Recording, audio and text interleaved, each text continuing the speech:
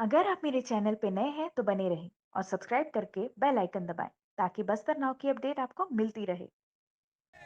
Bijapur DMF में नान से बड़ा घोटाला, अमित जोगी ने की ईडी सीबीआई से जांच की मांग। बीजापुर के ठेकेदार किरण रेड्डी के निर्माण कार्य पर भारी भ्रष्टाचार कर डीएमएफ के पैसे का बंदरबाट करने का जोगी ने लगाया आरोप। छत्तीसगढ़ जनता कांग्रेस के प्रदेश अध्यक्ष अमित जोगी ने बीजापुर में कहा कि जिले को 700 करोड़ प्रति वर्ष डीएमएफ के तहत मद प्राप्त है, लेकिन यह पैसा जिले के विकास पर खर्च ना होकर लूट का जरिया बना हुआ है। उन्होंने कहा कि 20 सालों में यहां लगभग 14,000 करोड़ का घोटाला डीएमएफ में हुआ है, जिसकी शिकायत वे जल्द ही ईडी सीबीआई से करेंगे। अमित जोगी 5 सूत्रीय मांगों को लेकर कलेक्ट्रेट घेराव का नेतृत्व करने बीजापुर पहुंचे थे। 5 सूत्रीय मांग को लेकर कलेक्ट्रेट घेराव करने निकले जनता कांग्रेस के कार्यकर्ताओं ने मेडिकेड के नजदीक गांधीवादी तरीके से प्रदर्शन किया। लेकिन थोड़ी देर बाद ही नारेबाजी करते मेरे नजर में जो सबसे बड़ा घोटाला है वो बीजापुर डीएमएफ का घोटाला है। इस दौरान कार्यकर्ताओं ने पुलिस के साथ जमकर झूमाझटकी लगाम चलते आ रहा है। बीजापुर जिले को जिला खनिज निधि के अंतर्गत हर वर्ष लगभग 700 करोड़ रुपया राशि दी जाती है। 20 साल का हिसाब निकाले तो 14,000 करोड़ रुपया इस जिले में डीएमएफ के माध्यम से आया है। मैं सीधे सीधे बोल रहा हूँ कि उसका 14 करोड़ रुपया भी जो सही हितग्राही है उन तक नहीं पहुँच पाया है। पहले घाघरा जी की जेब भरी जाती थी, अब यहाँ के जो विधायक हैं, मैं तो नाम ले रहा हूँ, विक्रम मंडावी के माध्यम से कोई रेड्डी करके ठेकेदार है, इन दोनों की पार्टनरशिप में डीएमएफ की पूरी लूट हो रही है। इसकी हम तत्काल ऑडिट की मांग कर रहे हैं। यहाँ तो मैं गया हूँ, मैं सीएजी भी जाऊँगा, जरूरत पड़े तो ईडी सीबीआई जाऊँगा।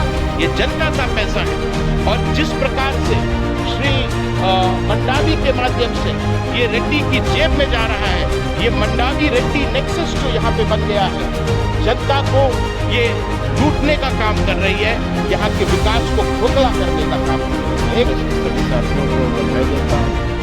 इतनी भारी पुलिस फोर्स की प्रेजेंस के बावजूद आज वो घेराव करने में सफल रहे। हम कलेक्ट्रेट के अंदर घुस गए पर शांति बनाने के उद्देश्य से हम लोगों ने भी संयम का प्रदर्शन किया।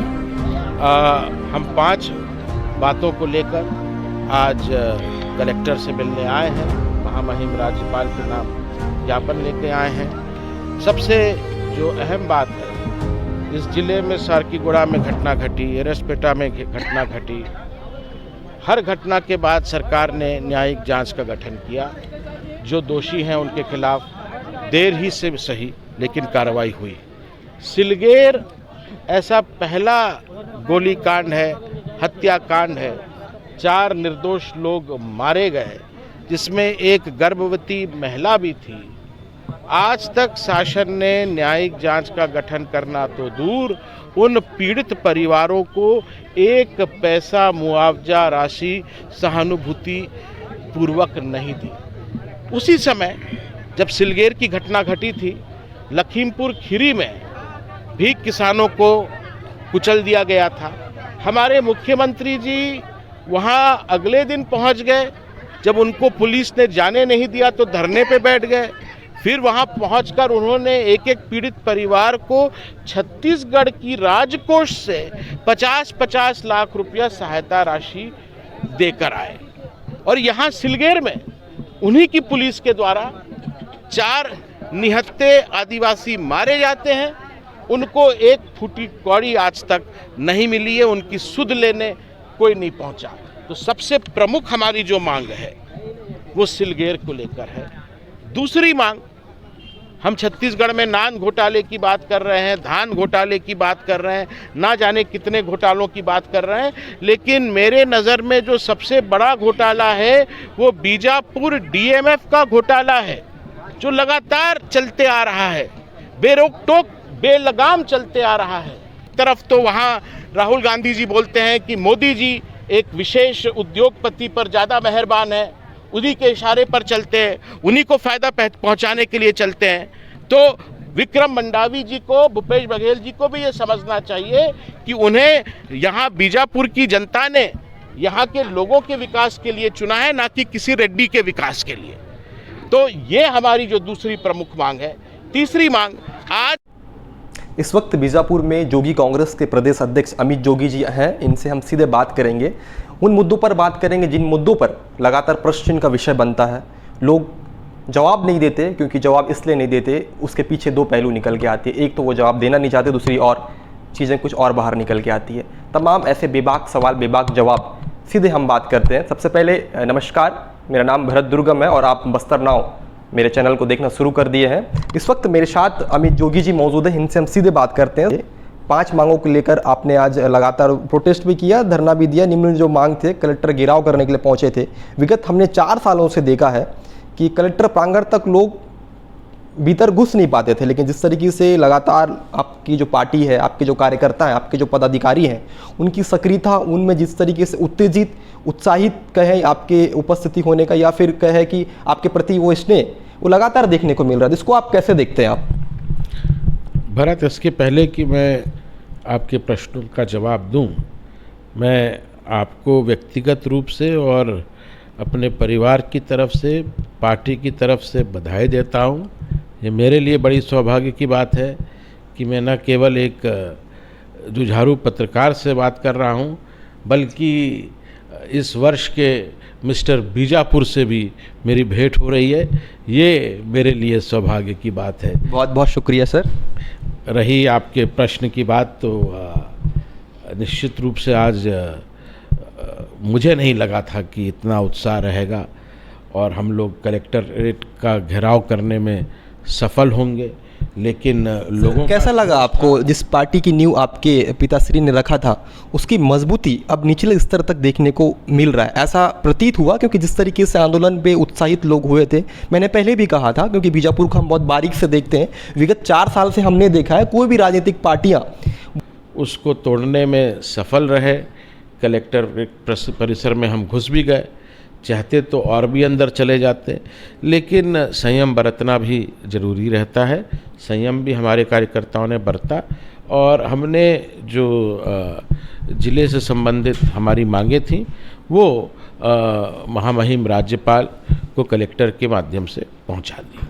सर, तमाम तरीके के जो आरोप हैं वो आप लगा रहे थे। जैसे आप बीजापुर आए, सबसे पहले अपने प्रेस से ये कहा कि स्थानीय जो ठेकेदार हैं, जिसकी मिली भगत से एक बड़ा खेल, एक बड़ा भ्रष्टाचार जो है बीजापुर में देखने को मिल रहा है, वो कौन ठेकेदार है? देखिए, 2 बातों पर मैं आपका ध्यान ले जाना चाहूँगा। बीजापुर की बात करूँ या बस्तर की बात करूँ, एक बहुत लंबे और दुखद दौर से ये क्षेत्र गुजरा है, वामपंथी उग्रवाद के दौर से। अब वो दौर ख़त्म नहीं हुआ कि धार्मिक उन्माद का दौर चालू हो गया। बस्तर में अब धर्म के नाम पर लोगों को भड़काने का काम, बांटने का काम किया जा रहा है। और चिंगारी कौन लगा रहा है ये सबको मालूम है। आरएसएस, बीजेपी, उनका पुराना काम है, पुराना धंधा है। पर ताजुब की बात यह है कि कुछ ना करके राज्य सरकार, कांग्रेस की सरकार है, पूरी पुलिस फोर्स उनके साथ है, लॉ एंड ऑर्डर, कानूनी व्यवस्था बनाने की जवाबदारी संवैधानिक रूप से उनके ऊपर है। वो मूक दर्शक बन के बैठी है और इस पूरी आग को हवा देने का काम कर रही है। तो आप मानते हैं कि बस्तर के नारायणपुर में जो जितनी बड़ी धर्मांतरण को लेकर जो घटना घटित हुई, उसके सीधे तौर पर जिम्मेदार आरएसएस को से आप जोड़कर देख रहे हैं बीजेपी है? जी हाँ, इसका कारण तो बीजेपी ही है, आरएसएस ही है। पर्दे के पीछे यही निकलेंगे। पर अनुमति क्यों दी गई रैली निकालने की? एक ऐसी संस्था के नाम से अनुमति ली गई जिस संस्था का अध्यक्ष बोलता है कि हमने तो अनुमति मांगी नहीं। Total intelligence failure.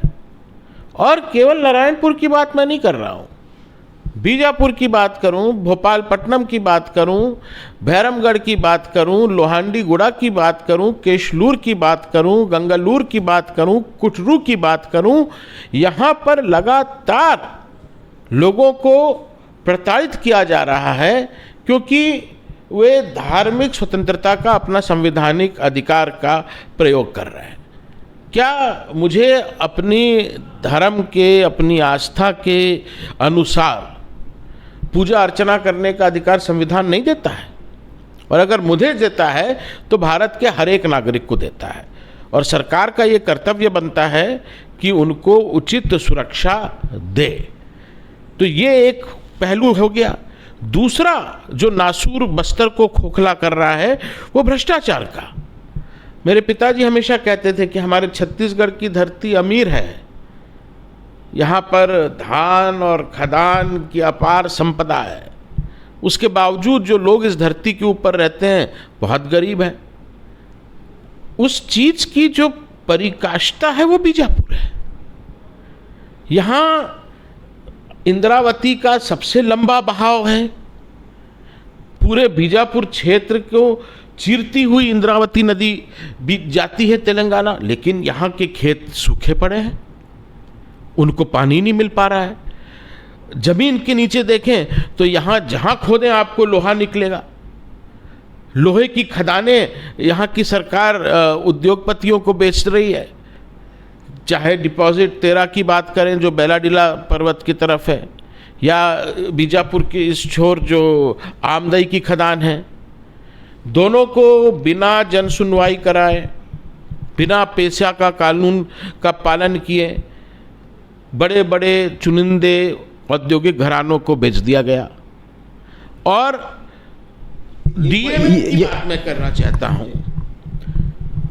दक्षिण बस्तर में दंतेवाड़ा के बाद सबसे ज़्यादा जिला खनिज निधि, डिस्ट्रिक्ट मिनरल फंड डीएमएफ में पैसा बीजापुर को मिलता है।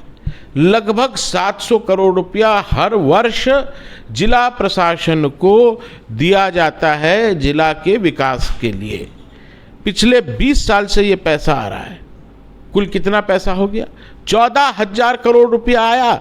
लेकिन मैं दावे के साथ कह सकता हूं, मैं बीजापुर के उन क्षेत्रों तक गया हूं जहां ये स्थानीय विधायक जो हैं, वर्तमान और इसके पहले, दोनों नहीं पहुंच पाए। मैं वहां चल के गया हूं, आप भी मेरे साथ गए। तो वहां की स्थिति देखने के बाद मैं ये दावे के साथ कह सकता हूं कि 14,000 करोड़ की ये जो भारी भरकम राशि पिछले 20 सालों में यहां जिले को मिली है, 14 करोड़ भी जो वास्तव में उसके हकदार हैं उनको नहीं मिला। पहले महेश गागड़ा जी के संरक्षण में, रमन सिंह सरकार के संरक्षण में कुछ लोगों के बीच उसका बंदर बांट हो जाता था। अभी जो यहाँ का स्थानीय विधायक है और उसका जो प्रिय ठेकेदार है, दोनों मिलकर इस पूरी राशि का बंदर बांट कर रहे हैं। ठेकेदार कौन है सर? पूरे बीजापुर को मालूम है। नाम क्या? बीजापुर को नहीं, बस्तर को मालूम है। विधायक का नाम मंडावी और ठेकेदार का नाम रेड्डी। ये मंडावी रेड्डी मिलके पूरे बीजापुर को खोखला करने में लगे हैं। मैं चाहे मुझे हाईकोर्ट जाना पड़े, चाहे मुझे महालेखाकार के पास, सीएजी जब के पास जाना पड़े, इस भ्रष्टाचार की जांच होगी। और जो भी दोषी हैं, जिन्होंने अमीरों को लूटा, समझ में आया, जिसके पास पैसा है उससे थोड़ा पैसा ले लिया, मैं उसको इतना बुरा नहीं मानता। आपने जो छत्तीसगढ़ प्रदेश के सबसे जरूरतमंद और गरीब लोग हैं, उनके हक का पैसा डकैती की है। इन सब लोगों को हथकड़ी लगा के, नंगा करके बीजापुर के बस स्टैंड से लेकर कलेक्ट्रेट तक पूरे बाजार में परेड कराकर जेल में भरने का काम जनता कांग्रेस, जोगी कांग्रेस करने वाली है। तो आप मानते हैं कि जो किरण रेड्डी ठेकेदार है, उसने जितने भी निर्माण जो अपने कार्य क्षेत्र में उसने करवाया है, उन सारी चीज़ों की जांच होनी चाहिए और जांच होगी? क्या लगता है? जिस व्यक्ति का नाम आप ले रहे हैं, श्री किरण रेड्डी जी, जब महेश घागड़ा थे, केदार कश्यप थे, भाजपा की सरकार थी, तो उनकी गोदी में खेलते थे। अब वो सरकार चली गई, वो बेचारे लोग तो सड़क पे आ गए। अब जो नया विधायक आया है उसकी गोदी में खेल रहे हैं। आखिर इस रेड्डी के पास ये कौन सी जादू की छड़ी है, ये कौन सा मेनका है बिजनेसमैन जो सबको मंत्रमुग्ध कर देता है? सरकार इसकी बने या उसकी बने, चलाना इनको है, कमाना इनको है। बीजापुर में जो विधायक के चहेते ठेकेदार हैं, अभी देश का जो सबसे अमीर आदमी है मुकेश भाई अंबानी, उनके लड़के की शादी हो रही है, तस्वीरें हम लोग देखते हैं। पर मुकेश भाई अंबानी को बीजापुर आके यहां का जो विक्रम मंडावी, उसकी बात नहीं कर रहा हूं, उसका ठेकेदार, इतना भ्रष्टाचार कहीं नहीं मैंने देखा है। और प्रशासन क्या कर रहा है? क्या उनको नहीं मालूम कि ईडी की जांच हुई है? और बड़े बड़े अधिकारी, आईएएस अधिकारी, आईपीएस अधिकारी, इनसे 10 साल सीनियर, 15 साल सीनियर अधिकारी, उनसे जब बयान लिया गया तो उन्होंने बोल दिया हमें मौखिक आदेश था, हमारे ऊपर राजनीतिक दबाव था। सब जेल जा रहे हैं। कुछ लोग जेल पहुंच गए, कुछ लोगों के लिए जेल के कमरे अभी तैयार किए जा रहे हैं। क्या लग रहा है उक्त जो ठेकेदार है वहां तक ईडी पहुंचेगी? कानून के हाथ बहुत लंबे हैं, कोई भी इस मुगालते में न रहे। हमारे प्रदेश के मुख्यमंत्री मुगालते में थे। एक हमारे देश में कर प्रणाली है जिसको जीएसटी बोलते हैं, उन्होंने जीएसटी के साथ साथ छत्तीसगढ़ में बीएसटी कर प्रणाली चालू कर दी कि लोहा निकालोगे तो 100 रुपया टन मुझको देना पड़ेगा, कोयला निकालोगे तो 25 रुपया टन मुझको देना पड़ेगा, रेत निकालोगे तो 60 रुपया टन मुझको देना पड़ेगा। अरे हर चीज़ का रेट तय कर लिया, वसूली चालू कर ली। उनको लगा मैं तो मुख्यमंत्री हूँ, मेरे ऊपर कोई कानून नहीं है। गलतफहमी दूर हो गई। उनके जो सबसे करीबी अधिकारी थी अंदर है जेल के, सौम्या चौरसिया, उनका जो सबसे करीबी, जब वो बीमार होता था तो मुख्यमंत्री अपने घर का सारा काम छोड़ छाड़ के, शासन का काम छोड़ छाड़ के उसके पलंग के पास जाके बैठ जाते थे, वो भी जेल चले गए। और ऐसे वैसे जेल नहीं गए। मैंने ईडी के द्वारा जो दायर की गई 2 चार्जशीट है उसका अध्ययन करना केवल शुरू किया है। टाइम लगेगा, 8000 पन्ने हैं। क्या क्या बातें उसमें हो रही हैं। बड़े बड़े अधिकारी पूछ रहे हैं एक गंवार लड़के से। मैं गंवार लड़का इसलिए कह सकता हूं क्योंकि उसको राजनीति में मैं ही लेके आया। अच्छा, वो उससे पूछ रहे हैं कि भैया मुझे एफआईआर करनी है, करूं नहीं करूं, मुझे रेड करनी है, करूं नहीं करूं। आप आईजी लेवल के अधिकारी हो, आईपीएस हो, और आप किससे निर्देश ले रहे हो और बयान दे रहे हो पुलिस में, ईडी के सामने कि हमको मौखिक आदेश थे। तो किसके मौखिक आदेश थे ये भी तो बताना पड़ेगा। मैं तो ये कहता हूं कि छत्तीसगढ़ में कांग्रेस का हाथ भाजपा के साथ, मुख्यमंत्री और प्रधानमंत्री के बीच डील हो गई है। मतलब आप साफ तौर पे ये कह रहे हैं कि वो दिन दूर नहीं जिस दिन बीजापुर ईडी नहीं पहुंच पाएगी। ईडी आएगी, ईडी नहीं आएगी तो कुछ तो आएगा। लेकिन जो लोगों ने गरीबों को लूटने का काम किया है, ये आज का कानून नहीं, सदगुरु कबीर साहब बोल के चले गए हैं। आप लगातार आरोप लगा रहे हैं बस्तर आदिवासी बहुल क्षेत्र है, ऐसे में ये मेरा सवाल नहीं, ये जनता का सवाल है। जब दो टूक संवाद होती है, मोहल्ले पे संवाद होती है, चर्चाएं होती है, नगर पे चर्चाएं होती है, तो हमेशा एक जो सुर्खियों पे संवाद रहता है कि कोई भी राजनीतिक दल की जो पार्टियां हैं वो अपनी स्वार्थ साधती हैं, चाहे बीजेपी हो या कांग्रेस हो या JCCJ हो या फिर अन्य जो पार्टियाँ हैं, क्योंकि चुनावी शंखनाद बेहद नज़दीक है। ऐसे में ये इसको आप कैसे देखते हैं इस सवाल को? मैं पूरी तरह सहमत हूँ। छत्तीसगढ़ की जनता का मैं भी हिस्सा हूँ। 15 साल मैंने भी भाजपा का राज देखा है, 5 साल कांग्रेस का राज देखा है, और मुझे ये समझ में आ गया है कि ऐसा कोई सगा नहीं जिसे इन दोनों ने ठगा नहीं। दोनों चुनाव के पहले लंबे लंबे वादे करते हैं और फिर दोनों में प्रतियोगिता होती है कि कौन वादा खिलाफी में आगे रहेगा, कौन कमीशन खोरी में आगे रहेगा, कौन घूसखोरी में आगे रहेगा, कौन भ्रष्टाचार में आगे रहेगा।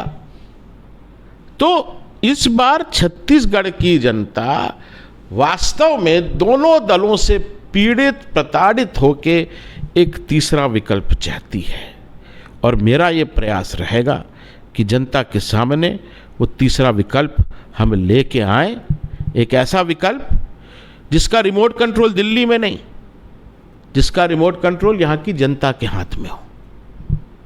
अमित जोगी मुख्यमंत्री बनता है तो ना मुझे राहुल गांधी से पूछना है ना नरेंद्र मोदी से पूछना है कि छत्तीसगढ़ में धान का कितना समर्थन मूल्य मुझे देना चाहिए।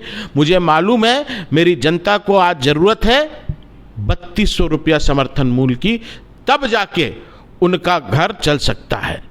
मुझे मालूम है कि यहाँ पर जो मेरे पिताजी ने 2001 में पेंशन देना चालू की थी 350 रुपया, उस समय शायद पर्याप्त होगी, लेकिन आज 22 साल बाद वो एक मजाक बन गया है। कोई 10 रुपये 15 रुपये प्रति दिन में जिंदा रह सकता है गरीब? कम से कम 3100 रुपया पेंशन गरीबों को, वृद्धजनों को, निशक्त जनों को मिलनी चाहिए। और जब बाकी प्रदेश ये कानून लेके आ गए हैं कि जो जिस प्रदेश का रहने वाला है उसको उस प्रदेश में नौकरी में प्राथमिकता मिलेगी, तो हम लोग ये कानून क्यों नहीं लेके आते हैं? ये जो मुख्यमंत्री ध्यान भटकाने के लिए नरवा गरवा गुरवा बारी कर रहे हैं, बेरोजगारी के बारे में क्यों नहीं बात करते?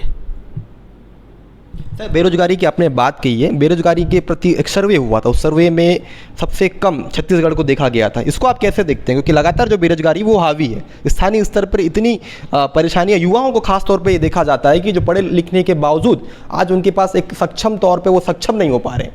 इसका खास वजह? मुझे तो बड़ा तरस आता है। हमारे छत्तीसगढ़ के मुख्यमंत्री, भले मुख्यमंत्री बन गए हों, लेकिन उनको झूठ बोलना भी सही से नहीं आता। बोल दिया पूरे देश में सबसे कम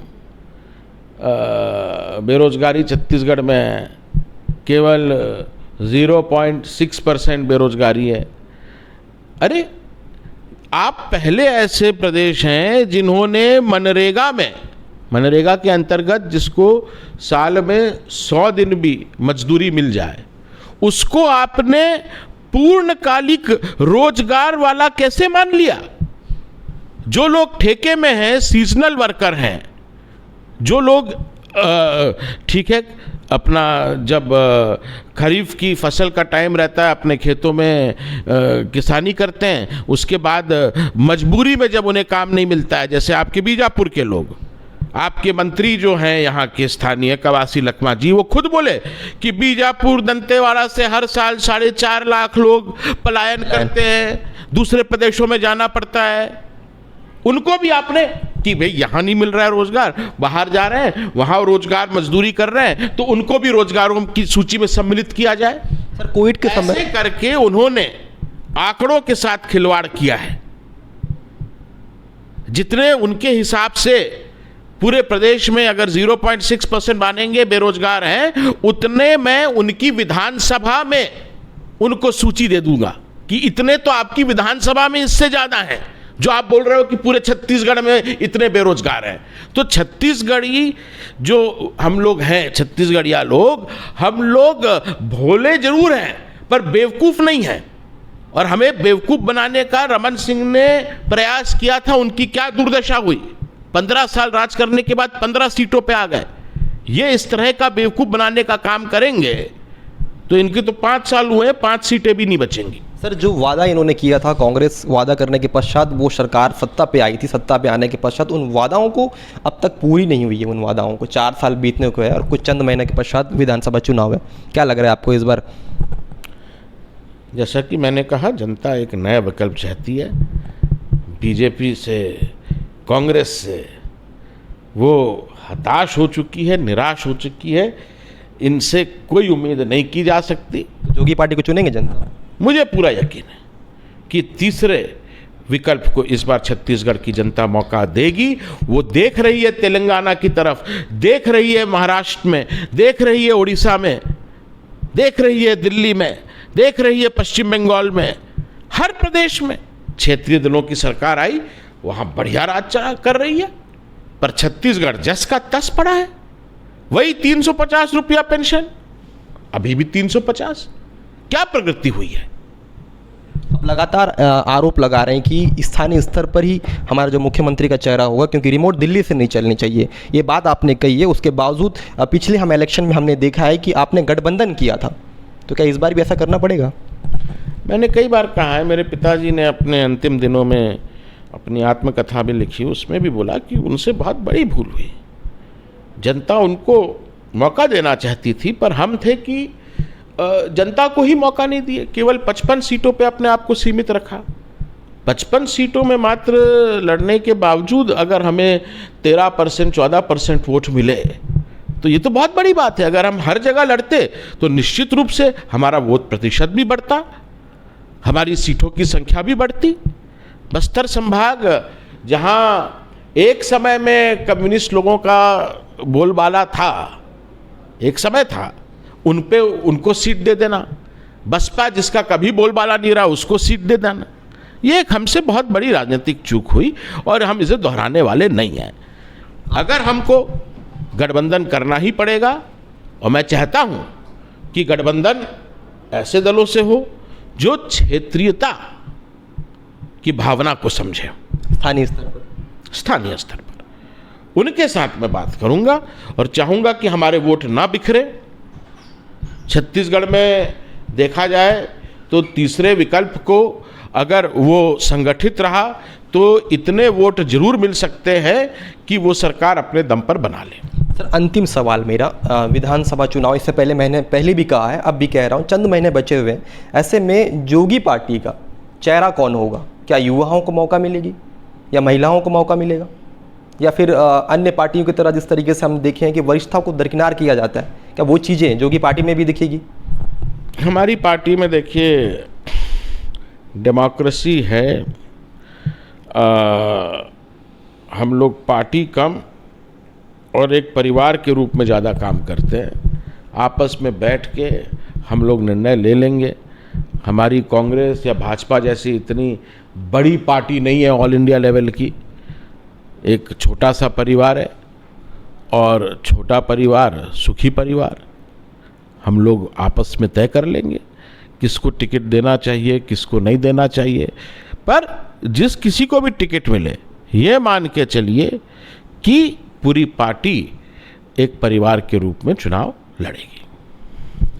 ये थे जनता कांग्रेस के प्रदेश अध्यक्ष अमित जोगी जी, इस वक्त मेरे साथ बने हुए थे। तमाम तरीके के जो नेता हैं वो बीजापुर आते हैं या दौरा पे आते हैं, अलग अलग तरीके से दलील पेश करते हैं, बेबाक सवाल उत्पन्न कर देते हैं, सवाल खड़ा कर देते हैं और प्रश्न का विषय भी वो खड़ा कर देते हैं। ऐसे में अब देखने वाली बात तो ये होगी, चंद महीने के पश्चात विधानसभा चुनाव है, आखिर जनता किसे अपना सर का ताज चुनती है। भरत दुर्गम, बस्तर नाव से इतना ही।